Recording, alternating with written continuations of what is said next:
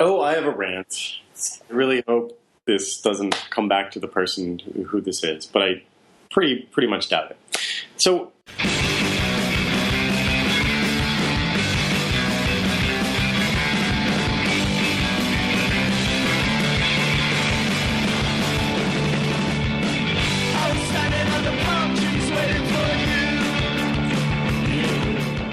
welcome to the 3% Podcast. This is Chad Post from Open Letter Books. I'm here with Tom Roberts from New Direction and Albertine.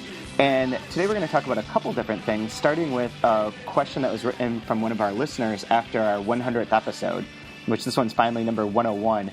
Although I do, before we get into that, one bit of housekeeping is we're still having some problems with iTunes feed.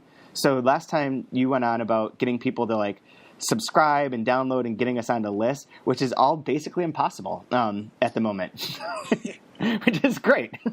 Yeah, I don't understand at all what's going on, to be completely honest. But I don't think I can really. When Nate tells me what it is, it makes a degree of sense, but I can't explain it in normal ways that anyone would care about. But he's been in touch with Apple several times, and they fixed it, and then they took it back down immediately. But it's something about the actual back end, how the information about the podcast is being sent to Apple.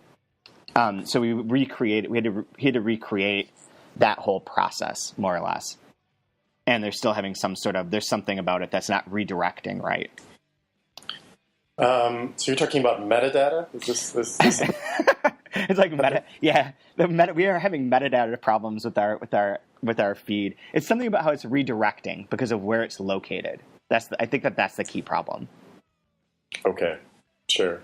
Yep. But people will be able to listen to this directly from the 3% website, yes? Exactly. If you copy that link, and you could send it to all of your friends, you copy it, you click on it, it plays, it's all completely fine. The thing that doesn't work is going onto iTunes and searching for it. So if you're already subscribed in iTunes? It comes through perfectly fine. So it's the search function in iTunes, or in the Pod Center, or whatever it's called. Yep. That fails. Exactly. It's as if the podcast is not there. Because I think it's looking for it in a place where it's not. This Nate will listen to this and be like, that's completely wrong, Chad. It's none of those things. But the way that I understand it is that it's sort of looking for it in a space where it is not there. So it's like, oh, it doesn't exist. But clearly it does, and the podcast keeps coming through to everyone who subscribes or that clicks on it through the website. And it is available, I guess, on Android? Okay. So it's okay, fine. Yep. All right. Anyways, so the question. Let's get to this. So this email came into our 3%podcast@gmail.com, which, by the way, I'm not checking that at all for okay. August. So I'll do it.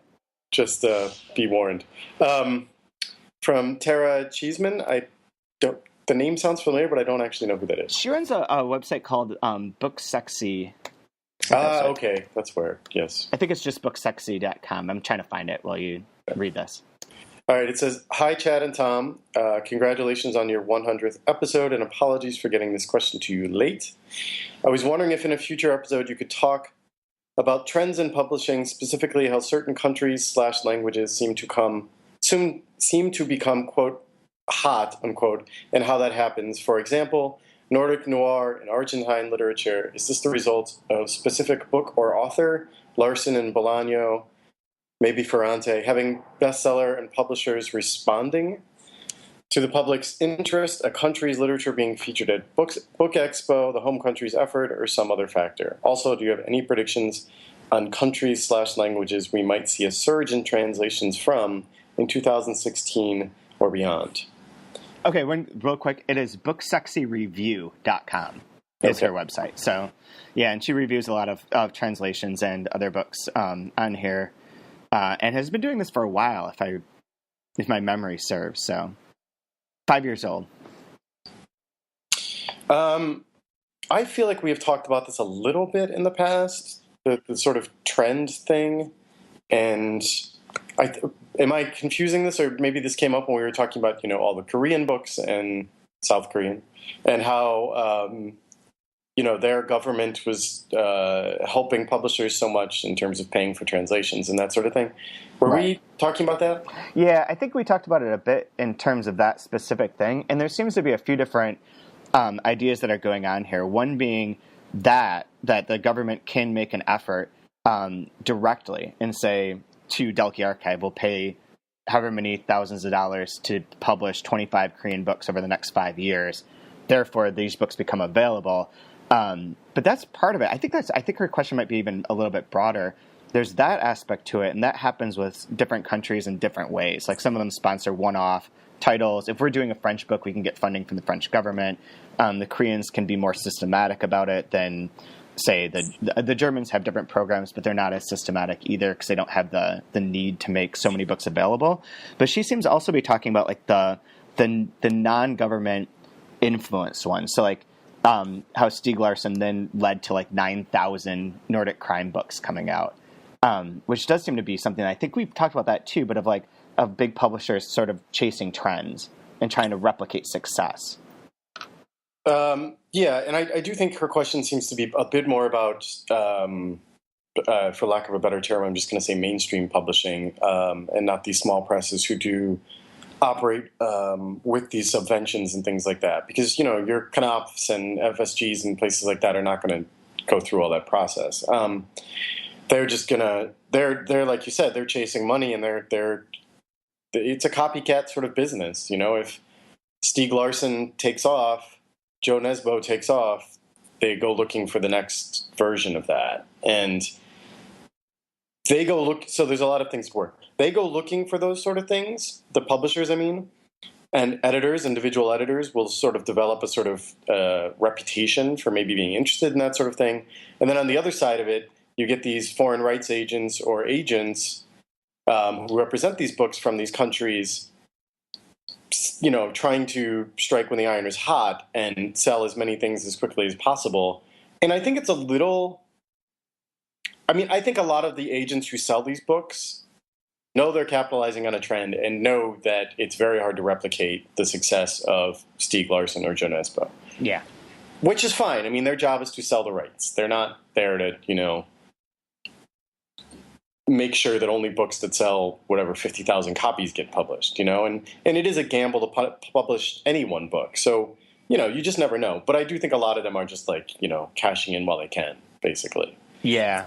And I think some of it, like some of those agents have those books sitting there that have been available before too, or authors that have been available. And then once these trends hit, suddenly there's a renewed interest and they can finally get them sold. Right. And that's not at all how you work or New Directions works or Dalkey or anybody like that. They're just looking for good books and quite honestly probably looking for the untrendy thing, if only because that's sort of built into our DNA in terms of being a publisher, is that we try to go find the more interesting things, not the sort of copycat things. Even if these books were written before or whatever, you just don't want to feel like you're capitalizing on a trend. You want to actually be pushing the boundaries kind of thing. Yeah. Can you think of any example of New Directions ever doing that? I can't. No. Yeah. I definitely cannot. We started the Bolaño thing, like we're usually on the other end of these things. And like Javier Marias.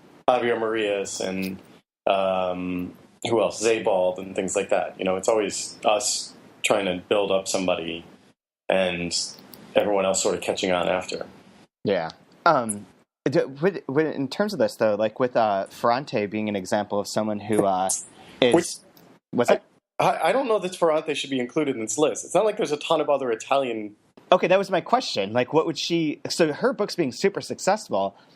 I don't know how you replicate that one, or like, how do you narrow it down to focus on that?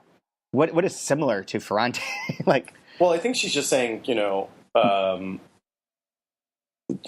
I think she's insinuating that there are lots of Italian books being translated, and I don't think that's true. I can tell that that's not. Just done a report for them. But yeah, it would be like in normal situations. So another one that came out, The Shadow of the Wind, way back when. Who's the author of that? Carlos Ruiz Zafon? Carlos Ruiz Zafon, yes. There were a ton of people that, publishers who are looking for like the next, that sort of book, that kind of mystery. I don't even know how you categorize it, but like smart mystery, commercial, not magical realism, but in that vein, that sort of book. Yeah. And that you could kind of find defining characteristics, or like the Da Vinci Code. There's a lot of like, oh, it's a Da Vinci Code from Scandinavia or from Chile or wherever. But those had like defining characteristics. I don't know about the Ferrante. I don't think it's easy to like describe that and say like, oh, these other 8 books sort of fit together. Yeah, no, that's not going to happen. I don't think anyone in Italy has been sitting on a book that they think is like Ferrante, and that they suddenly are going to be able to sell it to some American publisher. To me, that just seems impossible. Just because Ferrante is unique and so good, and I don't know. You just don't. There's not a whole. I mean, maybe I'm wrong. Maybe I'm not giving Italian writers enough credit, but it just doesn't seem like there's a treasure trove of these writers waiting to be translated. I feel like because her books are just generally novels. Yeah, it's not. Yeah, it doesn't fit any of those categories, those subcategories. But with like Bolaño, and again, he's definitely unique, but I think it's easy to sort of, you can put sort of loose sort of labels on his books and say that they're all sort of mysterious, and they all sort of feature writers or poets or somebody of that nature, and they're all sort of vaguely political in nature, right? And it definitely grew out of a certain situation, let's say, in South America, in Chile, and then elsewhere when he was writing these books.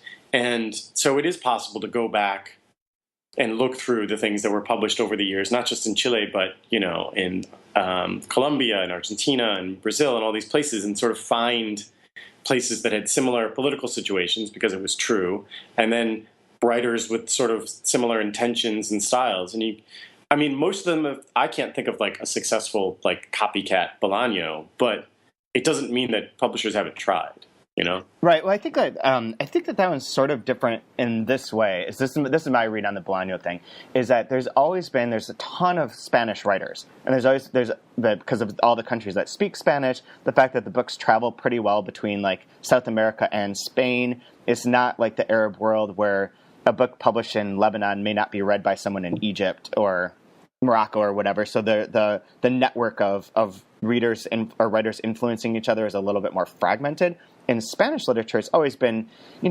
fairly easy to, if you're interested in a Spanish author that's living in Spain and you live in Chile, you can get that book and read it. But also there's so many writers, and they've always had a grand tradition of great writing going back, hundreds of years.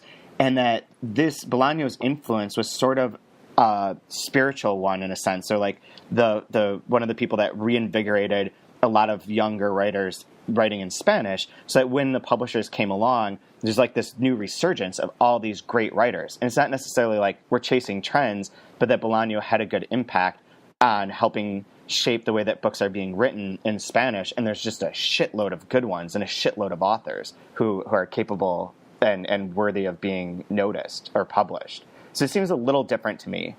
I agree. It's less that publishers were trying to chase trends, and more that Bolaño opened the door for a lot of other writers to be given the chance, right? Yeah, exactly. A lot of publishers looked at the success of Bolaño and looked at the way he was beloved and, by readers and then critically acclaimed at the same time. A lot of publishers are like, well, hey, maybe this will work. And then they'll take these risks. And it even works, I'm blanking on his name, Santiago. The Roncagliolo guy? Yes. Whatever.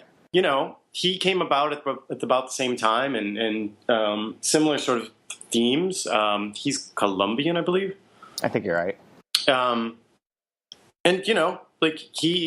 I think he got a pretty good deal and was published by a major publisher. And I definitely think Bolaño helped in a small way with that sort of thing. I think Bolaño also, and even though this has been going on for so long, the last trend that had happened for Latin American literature was the boom and got boiled down to magical realism. And that Bolaño was essentially like a grand publishing statement of there are Latin American writers who are not writing magical realism, and it is very good.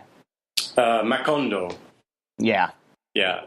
The Gabriel Garcia Marquez is what we're talking about, and yeah, that was the version of that. And God, you look on like Amazon or somewhere else, and you look at all the old covers for those books, not just Garcia Marquez's, but they all had the same sort of thing, like these lush tropical sort of watercolor painting sort of covers, and it was obvious that they were trying to get readers to believe that everyone with a Spanish last name was just like Garcia Marquez. Yeah, those Avon books, the little mass market size ones, they did a ton. Avon Bard, back in, when was it? It was in the 80s, and they did a ton of those books, and they all have those like tropical forest covers. Yeah, terrible. And so I guess the question is,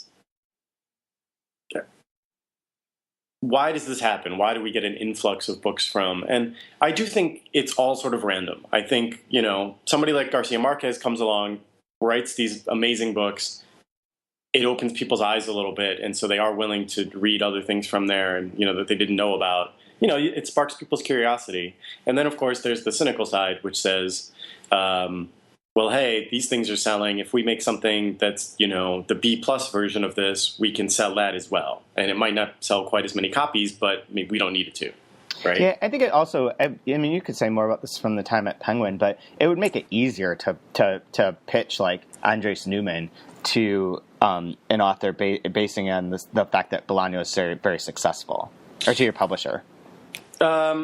Yes and no. I mean, you very quickly, I will say, run into this problem. And I was at Penguin during the Steig Larsson sort of prime, and you very quickly, even every editor sort of develops this cynicism. It's like, oh my God, yet another Scandinavian thriller. Yeah.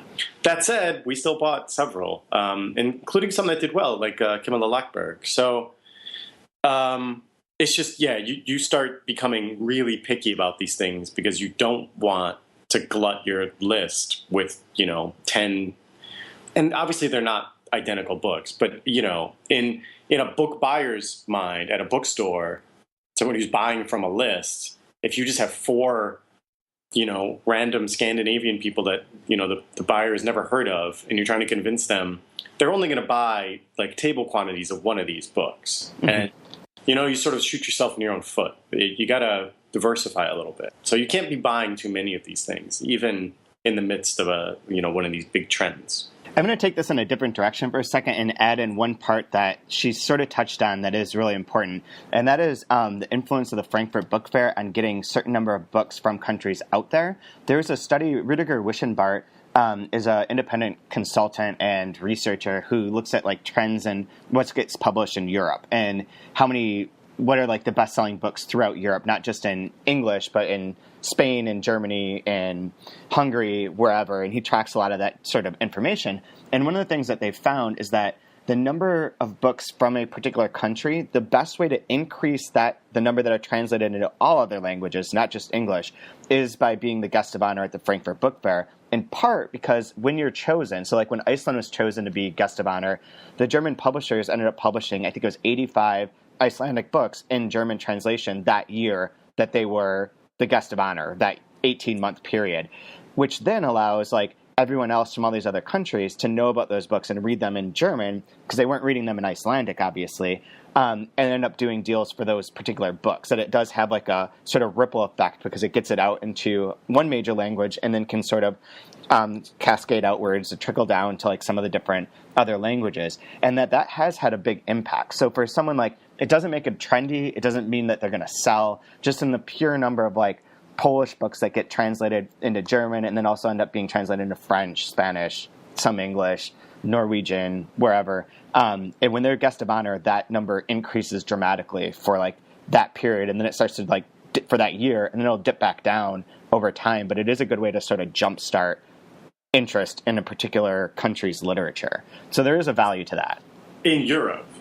Yeah, a lot of them do get, there's a certain number that get translated and published in English, and they are like very widely then available to be able to be read too. But mostly it's in Europe, but it does make a difference, and it does trickle down quite a bit, even into the U.S., not on a huge number. Like if Poland's a guest of honor next year, which they're not, I'm just using them as a good example, there's not going to be an increase in American Polish titles from like 12 to 40, but there might be 4 books that were published by the German presses. There'll be 100 that come out in Germany, 40 that come out in France, 30 that come out in Spain, and then like 6 that come out in America. But it will be higher than it was the year before. Although it takes a couple of years for English, but the German one is huge. It makes a huge difference for the country there. Does BEA's guest of honor? No. There's no impact. So, none at all. Except for when, was it Russia a couple of years ago, and the whole Overlook thing. Oh, but that Overlook thing doesn't happening, right? Okay, so... Yeah, it fell through. I don't know why, but... Someone said that they might be able to get the information, the backstory, and that it's probably pretty interesting, and they said they wouldn't tell me because I would probably spread the word to too many people. However, Columbia is doing it now. Columbia University Press? Yep. Yeah. Okay. So it moved, but yeah, that goes back to the government-sponsored one, where Russia's like, we want these 100 great... In case anyone doesn't know what we're talking about, when Russia was the global market focus country at BEA 4 years ago? Is that actually what they're called? Global market focus is the thing. Maybe that's part of the problem. Like, what the fuck? Oh. I don't know why that name exists, but yeah, it's always global market focus, Mexico, translations, Russia. But when it was Russia back, like, was it 4 years ago? Maybe 3? I don't know. Every year seems confusing to me. But when it was, the Read Russia people who help like sponsor and support Russian literature had made a deal with Overlook at that time to do 100 classic books from Russian. For a 10-year period, over right? a 10-year period, yeah. It would be like 10 books a year. And they weren't like Dostoevsky and Tolstoy. They were like a mix of things that had like great significance to Russian literature, but it hadn't made their way into English. But that deal fell through, and apparently I think it's with Columbia now, from what I've heard, and that they'll be doing it. But that's a government focus, like, we're going to do this. Here's the money to make this happen. Versus like, oh, here's a bunch of, like, China was the guest of honor this year, or the global market focus, and China had a bunch of displays and information about their books, but it wasn't the same as it is in Frankfurt, where they're providing endless amounts of materials that have been translated about like the history of their country's literature, about contemporary writers. Here are like when you go to Frankfurt, you can walk to, when Turkey was the guest of honor, I have on my shelf that I can see from here 4 different anthologies that are like 300 to 400 pages long each, with samples from 20 to 50 different Turkish authors that otherwise would have no idea who they are or anything about them. But to be able to like access that material, and that does help somewhat, and that does provide like a base of knowledge that now an editor can read and not just be like, oh, it's a crazy Turkish name and a bunch of words I don't understand, but to be able to like get some sort of information and how someone fits in, all that kind of information. But BA is not set up that way. BA is more about like doing panels and less about like the pure promoting the books, is my sense. Yeah, I feel like, I mean, maybe this is just this year where I felt like it, but it started to feel to me like the China thing and their pavilion or whatever you want to call it was less about we American publishers discovering Chinese literature and a little more about American publishers finding a way to make money in China. Yeah, absolutely. That's absolutely the case. And that is one of the problems with BA as an example, comparing it to Frankfurt, is that Frankfurt has all the countries in the world there. So you could take one book from China and sell it to 50 different countries. And at BA, you're really only going to, if you're going to sell it to anyone, you're going to sell it to America. Right. And no one else. So it's like less global in that sense. Yes. Yeah. I don't know if I have anything else to add to that. Yeah, no, I think it's to answer her question in 2 sentences, it's a mix of general enthusiasm for a place and, crass business decisions. Yeah. That's what it comes down to. Speaking of, I have a good segue here into the other thing that we talking about was like, we're both going on vacation. You're leaving in a couple hours. Yeah. For how long are you going to be in France for? All of August. Nice. That's awesome. Yep. And I'm going to go to North Carolina to camp next week, all the way across from Asheville to Outer Banks. But I was thinking, I've been looking at like books that I should bring, so on and so forth. And one of them that I was planning on bringing is the Rafael Chirbes book that you guys are publishing, that New Directions is publishing. I can't think of the name of it right now. Hold on, it's sitting on my shelf. On the Edge, it's called. Yeah, and like that book looks bleak as shit. And I told Barbara this, and she's like, "Oh, that's a really dark book to bring on vacation," which then got me into like looking at things and thinking like, don't I want to bring something that's like enjoyable? I want to enjoy life. Like I have this thing that's like I've been going on about this for a while. So if anyone knows that I've talked to recently is listening to this, I apologize for repetition. But I saw that new trailer for the Batman Superman movie, in which it's just dark. Like we don't enjoy things anymore. Like all of our movies and culture and books have come to like this point of absolute bleakness. Like there's just no fun. And I really want, and a lot of these books I've been reading have read are all along that line. So just like everyone's gonna die, everything ends, things are shitty. Like we should be gritty and realistic and dark. And I feel like going on vacation, I really want something that's like smart and enjoyable. Like I want to enjoy things. So I was trying to figure out what other books I should bring that would be like not soul crushing. My advice is to go to whatever bookstore you know of nearby, or just go to their website and just buy whatever hard case crime book looks good, because they are so fun. They're really good books. Anything by Lawrence Block, you will totally enjoy. Unfortunately, you'll read them in like 3 hours, so you need to bring a lot of them. But the other ones I'm planning on bringing are like some of the Emmanuel Carrere books, because I've never read those, except for Limonov. Also pretty bleak. Yeah, although the Philip K. Dick one isn't. I mean, it's that's a really good book. But that's like a little different. I'm Live and You Are Dead, it's called. Yeah. It's fantastic. I've been waiting to read that for years because I know a lot of it's based on that Lawrence Sutin book about him. Yes. And since I read that, and I was like, oh, I don't want to read the same thing because I just read this. So I've been waiting until my memory fades enough that I can enjoy it. But also the new Vila-Matas book, The Illogic of Kassel. I haven't read that one. I read the other one. I like the other one, although I read it on a plane, and it's like it was quick and a little bit vague in my mind. But I'm excited to read that new one. And then what's the other thing I was going to bring? I don't remember now. Oh, I was thinking of bringing the new Ferrante books or the Knausgaard books as one of them, because I know that they'll take up a chunk of time. Yeah, there's that. I'm bringing like 20 books, and I think like 8 of them are the Gaelic books, who's out of the UK, has published a bunch of Pascal Garnier novels. Oh, I love those. They are fantastic. I know. I've been telling you about this guy for a year now. I can't believe I finally picked one up. And which one did I read? Moon and the Deadeye was the first one I read. And they're just fantastic. They're so good. So I have all of them. And yeah, I'm bringing those. And then I have some hard case crime stuff. But then I have more Virginia Despentes I want to read in French. A Marguerite Duras in French that I haven't read. Which one are you reading of hers? Oh God, I'm blanking, and I already packed it. Candida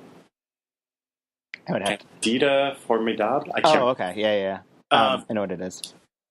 So the one you're doing next year? Yeah, It's a play. Saban David. No, it just reads like a play. I don't understand. It's not set up like with, at least in the translation. There's no like. Oh, because the French edition is a play. I think there's 2 versions of this. Oh. I only found the one, and when I ordered it, it came in. It was clearly a play. Yeah, I think that let me look at this. I'm going to say, because there's the one that we have is a novel, and it is, but each person speaks, but it's just not formatted like a play. But it's more or less reads like a play. And all the translations that I said before and all the things I've read have the same thing. It's just dialogue, but it doesn't have like play directions, like stage laughter, act 1, or any of that kind of stuff to it. And it doesn't have that setup of like Sabana : speaking parts. But I think that it was also made into a play and or movie. And it was made into a movie. Really? So that might be part of where that comes from. But it's a fucking crazy book. Because it is like just one night over the course of this night in which these 2 people show up to kill this guy because their boss, Gringo, has ordered them to kill this guy who is referred to as the Jew because of some communist capitalist problems. and he'd come to some arrangement in which the Jew can be murdered. And then they just talk in like these Beckett-like tones for 100 pages. It's wonderful. All right, so back on topic. So yeah, I read a lot of like thrillery noir sort of stuff. Even the French stuff that I grabbed a couple just mysteries from our section in French that I'd never, like, they're writers that sell well for us, and I hadn't read anything yet, so I figured I should do some homework, basically. The one thing I'm not bringing, just because the book is massive, because they're doing it in hardcover, is the Pierre Lemaitre book that won the Goncourt a couple of years ago. In French, it's called Au revoir la route, and it's being translated as The Great Swindle. Oh, yeah, right. Kind of based on the plot, I guess. Mackelhaus is doing it. Mm-hmm. It comes out in September, I believe.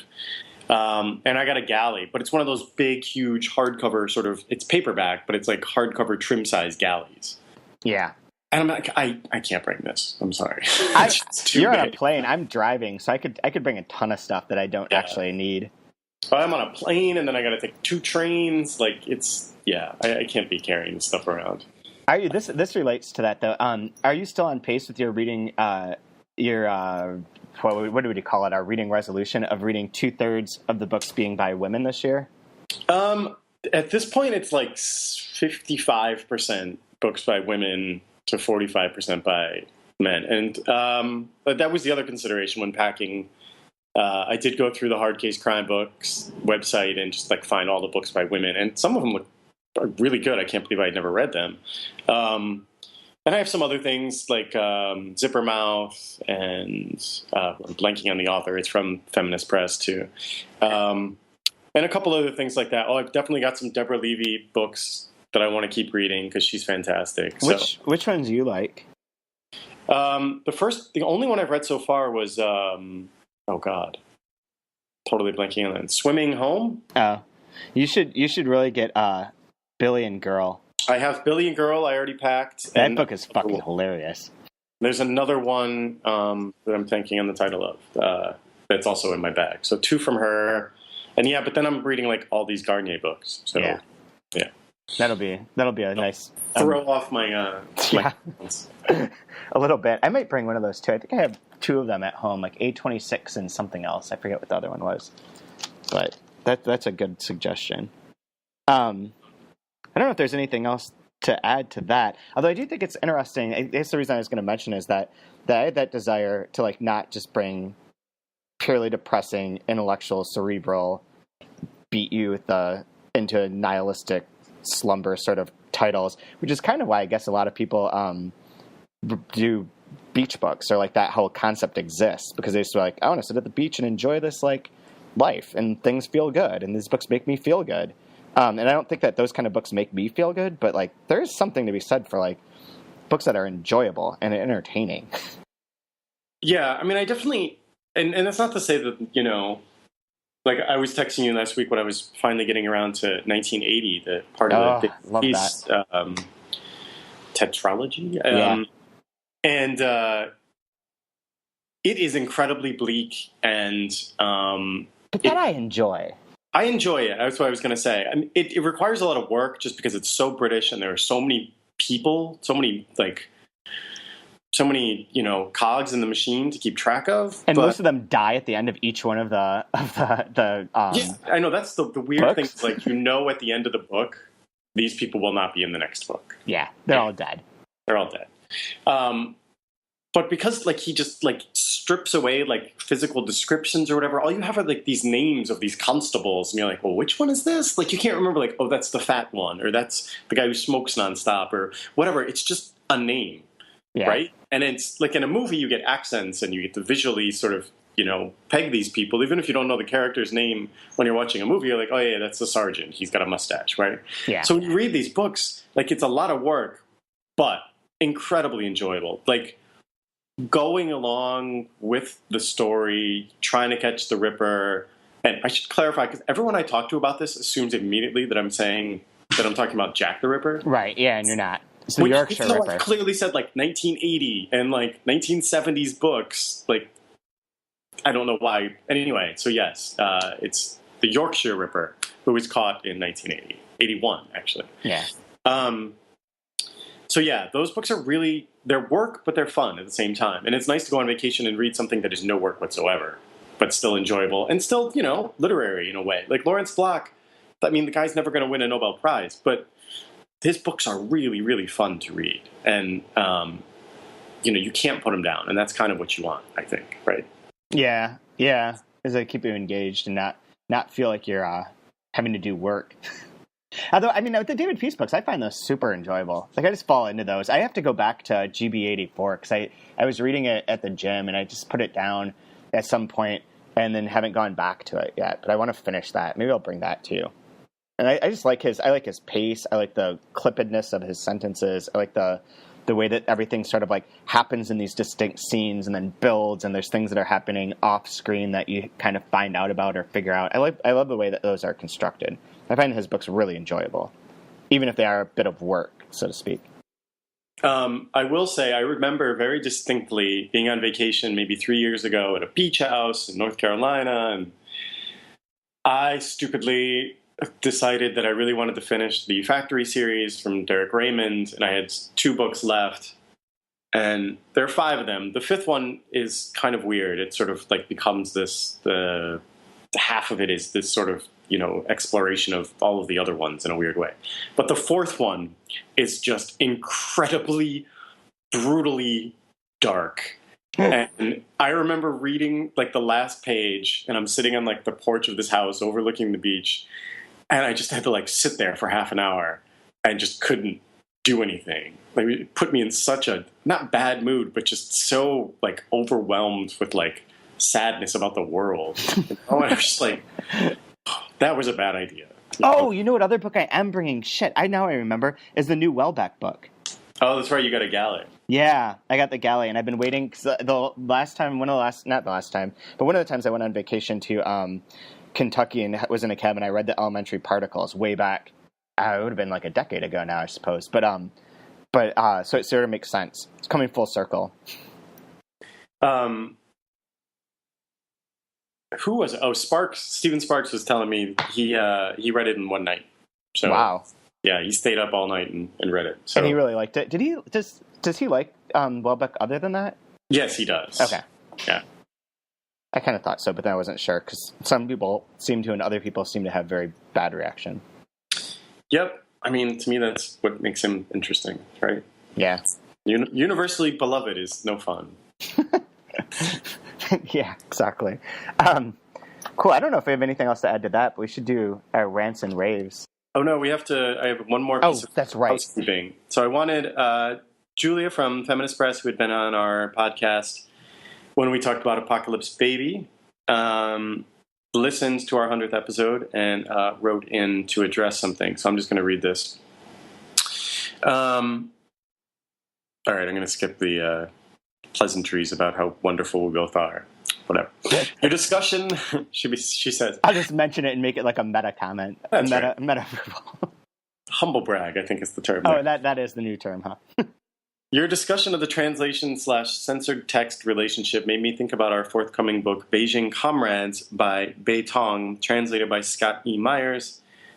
She says, I mentioned it during our Apocalypse discussion. Scott used multiple versions of the original, conversations with the author, as well as the censored book published in Taiwan in 2001 as sources for his English translation. Then she says, Teresa and Isabel by Violette Leduc, translated by Sophie Lewis, is also an uncensored publication brought to the U.S. for the first time. I heard you read both the English and the French, Tom. Thank you for the piece on LitHub. Oh, yeah. By the way, I have a piece up on LitHub all about Violette Leduc. You should all go read it. I read it already. Both books were censored because of their explicit gay love scenes between 2 men in Beijing Comrades and between 2 women in Teresa and Isabel. Beijing Comrades was written pseudonymously. Discussing the 2 texts together, the process of working with censored translated work from 2 very different literary markets could make for a great podcast.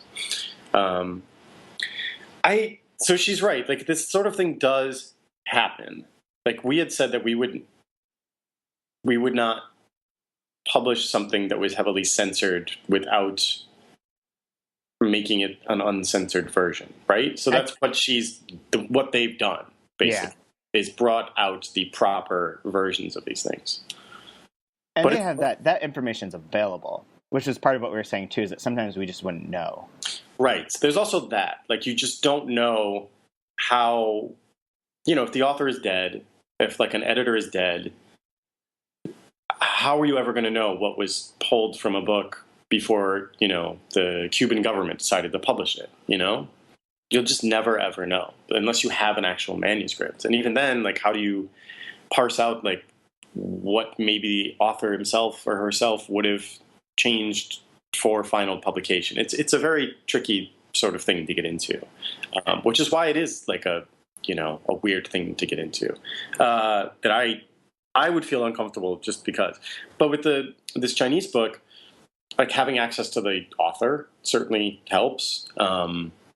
He knows what was censored, and he can help add it back into the translation, Yeah. And with the Leduc, it had been published in the U.S. in a censored version, but the French, after not many years, did publish the original version. So it's been around for a long time, but it just never been put into English. Yeah, exactly.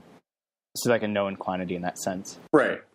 So they're different sort of examples, but they are examples of what we were talking about. Right. Or less. But yeah, the idea of like translating something from like that the Russian government is putting forth, and you get this sneaky suspicion that like they've put black markers to a big section of it. Like, I would be very uncomfortable doing that. Yep, exactly. I agree. Unless that author comes on over to the U.S. and defects or whatever. But right scenario. Very true. But that'll do it for housekeeping. I don't have any rants or raves, to be completely honest. I could rave first. I could rant about fucking people driving and watching out for people on bikes, and everyone should do that. But I could also give a rave, because last week I decided to take my kids to Darien Lake, the amusement park that's nearby. I haven't been to an amusement park in years, and they fucking loved it. And it was super fun to go on roller coasters again, first time in like a decade. So enjoyable. I really highly recommend going to amusement parks and riding on roller coasters. My rave is for that, for roller coasters in general. Oh, I have a rant. Okay. I really hope this doesn't come back to the person who this is, but I pretty much doubt it. So as we at the bookstore sell, 80% of our books are in French, and because only 20% of those are translations, it logic would indicate that not everything from France has been translated, which is true. So we frequently, I would not say often, but we do get people, aspiring translators, who come in and want us to help them identify books that have not been translated yet, which drives me insane, because that is not why we're there. I can give you some advice on, if a book is good or not, and if I think it might work in an American market or that sort of thing. But in terms of like identifying whether or not it's in the process of being translated or has ever been translated and might now be out of print or anything like that, like, do your homework. This is not, you know what I mean? Like, I'm not going to hold your hand the whole process to help you to do these sorts of things. Exactly. It's a very bizarre, I would never do that. I just cannot imagine doing that. And I understand that people, want help and things, but it's just sometimes maybe these are things you should do yourself and not expect my poor colleague at the bookstore who's sort of stuck there because she's not going to tell you to go fuck off. But she has better things to do than like do your work, basically. This is very true.